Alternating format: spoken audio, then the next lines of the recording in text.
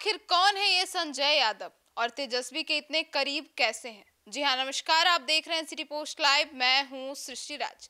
लालू परिवार में लगातार उनके घर के सदस्यों की बगावत, या कहें कि पहले तेज प्रताप की, उसके बाद रोहिणी, जो कि जयचंद कह के जिनको पुकारते हैं, और ऐसे कयास लगाए जा रहे हैं कि वह जयचंद और कोई नहीं संजय यादव ही है। तो आखिर कौन है ये और तेजस्वी के इतने करीब कैसे? इसके ऊपर विस्तार में जानकारी देंगे हमारे सहयोगी मुस्कान। तो मुस्कान, ये जो संजय यादव है, जो लगातार लालू परिवार में फूट का कारण बन रहे हैं, कौन है ये और तेजस्वी के इतने करीब कैसे हैं? देखिए, संजय यादव मैंने पहले भी बताया है डिबेट में कि संजय यादव हरियाणा के महेंद्रगढ़ के नगल सिरोही गांव के हैं और चुनावी हल्फनामे के मुताबिक संजय कंप्यूटर साइंस में पोस्ट ग्रेजुएट हैं और इनकी संपत्ति 2 करोड़ से अधिक की है। और तेजस्वी और संजय की मुलाकात दिल्ली में 2012 के आसपास क्रिकेट ग्राउंड में हुई थी। और आपको बता दें, 2013 में जब लालू यादव चारा घोटाले में जेल गए थे, तब तेजस्वी को पटना लौट आए थे और राजनीति सीखने लगे। तब उन्होंने अपने दोस्त संजय को पटना बुला लिया। अब आपको बता दें, संजय यादव को स्टार्टिंग से पॉलिटिक्स में बहुत इंटरेस्ट था और उनके पास ऐसा कोई प्लेटफॉर्म नहीं था।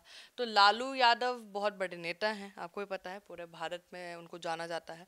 तो उनके पास इससे अच्छा बेस्ट अपॉर्चुनिटी नहीं मिलता कि बेटे के थ्रू राजनीति करने का। तो वो अपॉर्चुनिटी उन्होंने दिखाया था इंटरेस्ट तेजस्वी को कि हमको राजनीति में इंटरेस्ट है और I think we can do something better. फिर तेजस्वी यादव को राजनीति सीखना था। उनके पार्टी में मैच्योर लोग ज़्यादा है, एक्सपीरियंस लोग ज़्यादा है, उनके एज के लोग नहीं हैं।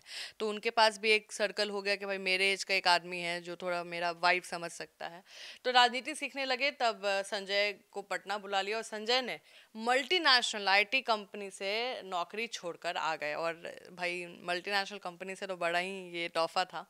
संजय ने तेजस्वी को समाजवादी राजनीति से जोड़ी और कई किताबें पढ़ने के लिए प्रेरित किया और देश के शीर्ष नेताओं जैसे अटल बिहारी वाजपेयी, जॉर्ज फर्नांडिस, काशीराम, मायावती, चंद्रशेखर और बीपी सिंह के भाषण दिखाते और सुनाते थे ताकि अच्छे भाषण की कला बारीकी सीख सके। और संजय रोज लालू के दिल्ली के तुगलक रोड स्थित आवास पर तेजस्वी के साथ 4 से 5 घंटे साथ बिताते थे।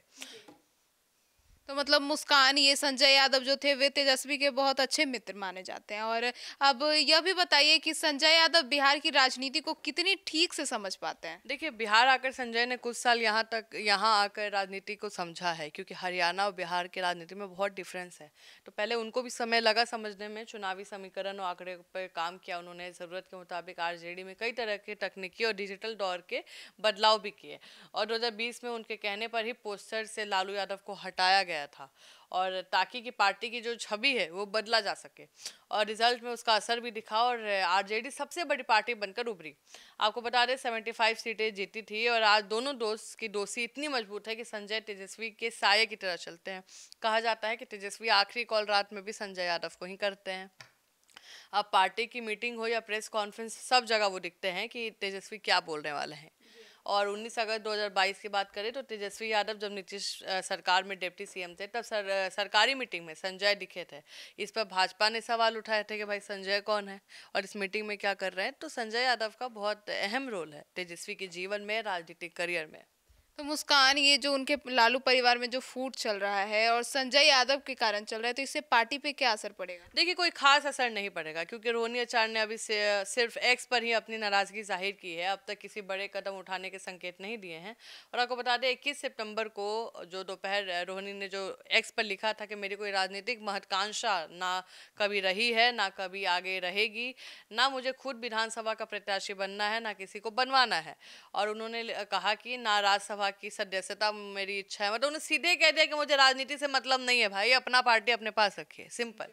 और आगे उन्होंने कहा है कि वही तेज प्रताप यादव को लालू यादव ने 6 साल के लिए पार्टी और परिवार से बाहर निकाल दिया है। तो इसलिए तेजस्वी यादव को पार्टी में कोई चुनौती पेश करता है या दिख रहा है, ऐसा कुछ नहीं है, क्योंकि जो भी कर रहा है वो सब खुद ही चल जा रहा है। तेज प्रताप हट गए हैं, रोहिणी बोल के सिंगापुर चली गई हैं, तो उतना असर नहीं पड़ रहा है। और पार्टी पर क्यों असर पड़ेगा, आप समझिए।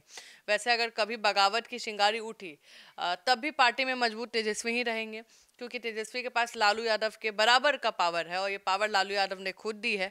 और 11 अक्टूबर 2022 को राजद का जो एनिवर्सरी सम्मेलन जो हुआ था, सॉरी एनिवर्सरी कहाँ से हो गया, पैच 11 अक्टूबर 2022 को राजद का सम्मेलन था दिल्ली में जो हुआ था। आपको बता दें इसमें दो अहम प्रस्ताव पास हुए थे। पहला कि राजद के जो नीतिगत और महत्वपूर्ण मामले में सिर्फ तेजस्वी यादव ही बोलेंगे। दूसरा, भविष्य में पार्टी के नाम, चुनाव चिन्ह और टिकट बंटवारे पर अहम फैसले सिर्फ लालू यादव और तेजस्वी यादव ही लेंगे। इसके बाद 18 फरवरी 2025 को पटना में आयोजित पार्टी की राष्ट्रीय कार्यकारिणी की बैठक में तेजस्वी यादव ने वो भी शक्तियां दे दी गई, मतलब लालू यादव के जो पास है वो भी उनको ही दे दी गई। तो राजद के संविधान की धारा अगर हम बताएं तो सीधे तेजस्वी के हाथ में है। तेजस्वी डिसाइड करेंगे किसको क्या देना है, किसको टिकट देना है, किसको सिंबल देना है।